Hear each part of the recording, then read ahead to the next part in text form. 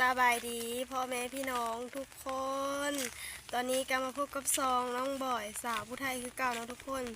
บ่เห็นลงคลิปก็คือแบบว่าทุกคนบ่สบายนะทุกคนหากะไข้แน่แล้วก็มื้อนี้ค่อยได้มาเลี้ยงงูทุกคนเลยเลี้ยงงูอยู่เฮือนนะบ่าวนี่แหละนะโง่กะมานั่งเลี้ยงงูทุกคนหากะฝืนไข้ดีนะทุกคนเนาะหากะไข้แน่แต่ว่ายังเจ็บคออยู่ทุกคนเลยค่อยก็เลยแบบบ่อยากเฮ็ดคลิปเพราะนะมันเจ็บหัวนะทุกคนก็เลยบ่ได้เฮ็ดคลิปวันนี้ก็สิมาเฮ็ดลงเนาะทุกคนเนาะเป็นอะไรก็ฝากกำลังใจให้ในเด้อทุกคนเฮาก็สิลงคลิปตลอดเลยบัดนี้ก็ไปโรงเรียนแน่แล้วก็สิอัดคลิปอยู่ดอกทุกคนเลยบัดนี้นะตอนนี้ก็มาเลี้ยงงูฝนก็ตกอยู่ทุกคนฝนลิ่นอยู่ที่ลาวฝนลิ่นตลอดเลยงูกำลังกินหญ้าอยู่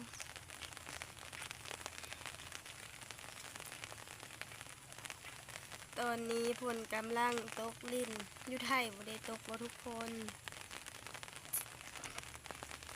กลางขันจองมาเลยโง่แบบนี้แล้วทุกคน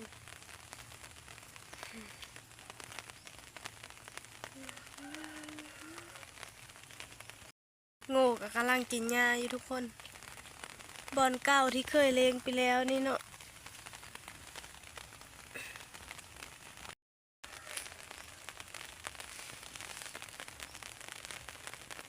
ฝนตกทุกคนย่างไปใส่กันหญ้าเปิ้น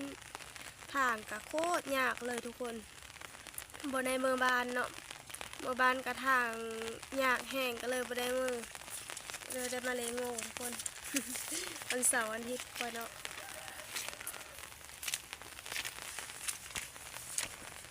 อยู่กับโง่2 คน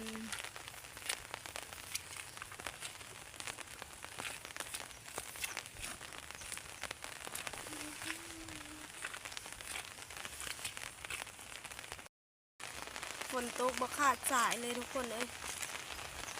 ลิ่นอยู่ตลอดเวลาซักเคืองกระตะกับบ่แห้งเลยโอ้เฮ็ดแนวใดวะ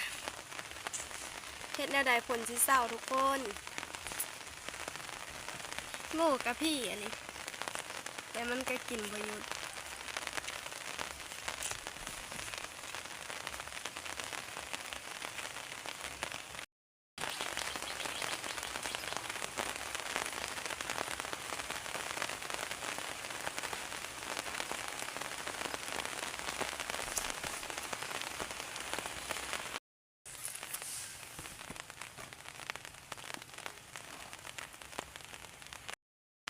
นี่อยู่กับไก่แล้วก็อยู่กับโง่นะทุกคนฝนกาเริ่มโหยแล้ว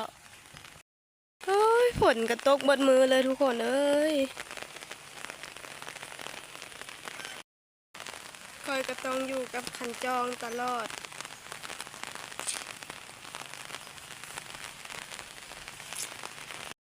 เมื่อเหินก่อนนะทุกคนเมื่อหากินข้าวก่อนฝนกับบ่เศร้าจักเธอ